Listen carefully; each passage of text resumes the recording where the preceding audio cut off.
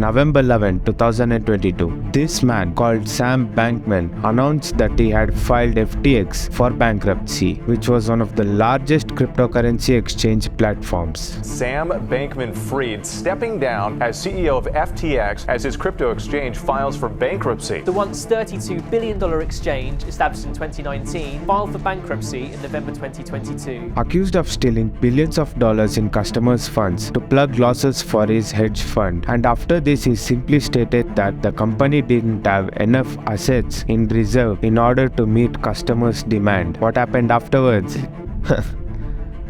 Where do I even begin? The bankruptcy filing and his departure sending shockwaves throughout an industry already struggling to gain credibility, counting of at least $1 billion in missing funds with the firm's collapse. Investors started to withdraw money in huge numbers, due to which there was a significant drop in the valuation of various cryptocurrencies, including Bitcoin and Ethereum. Investors now face billions of dollars in losses. The collapse of FTX shook crypto to its core. Crypto values have slumped in the past few hours, with Bitcoin falling below $16,000. But when you start seeing it closer, you will notice that someone is trying to promote this whole so-called FTX thing all over the media and trying to make you believe that investing in cryptocurrency is a scam, and if you do invest in cryptocurrency, you are going to lose all your money. You might be wondering, who is this somebody? It is none other than central banks. As you remain distracted sitting over there, these central banks are trying to scheme something so big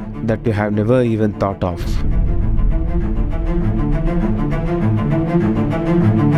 Dating back to the ancient civilizations such as Mesopotamians and Egyptians, who used clay tablets as a form of currency. However, the modern banking as we know today has its roots in Italy, where the first banks were established to support trade and commerce. As international trade and commerce grew, the need for standardized currency became important, which eventually led to the development of paper currency and central banks. As of today, the 97% of money that you see in the economy is controlled by central banks.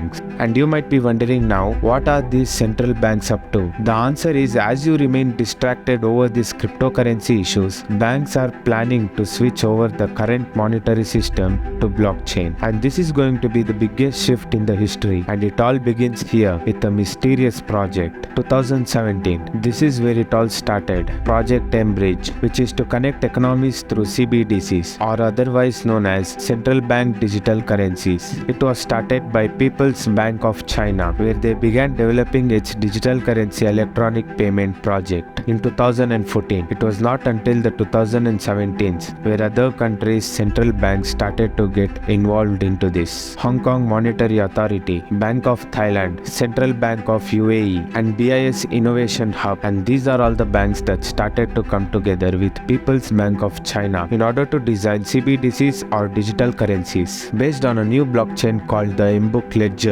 These digital currencies are basically fiat currencies, meaning that these currencies will be issued and backed by the central banks. Since then, there are hundreds of central banks that have begun to explore this, like the Federal Reserve, Reserve Bank of India, the European Central Bank, Bank of Japan, Bank of Canada, and there are many more other nations' central banks that are trying to make space into this right now. Apart from this, there are countries that have even announced their own digital currencies. For example, Bahamas. Bahamas was the first ever country to announce their own digital currency, which is called as Sand Dollar, followed by Nigeria, which is called as Naira, and China, which is called as Yuan. And there are even countries that are ready to launch their own digital currencies, including USA, Ghana, Malaysia, Singapore, Jamaica, and Thailand, and many other nations. And one day you'll wake up just to see that all the cash is gone. And once these digital currencies comes into function, they can track each and every transaction that you make.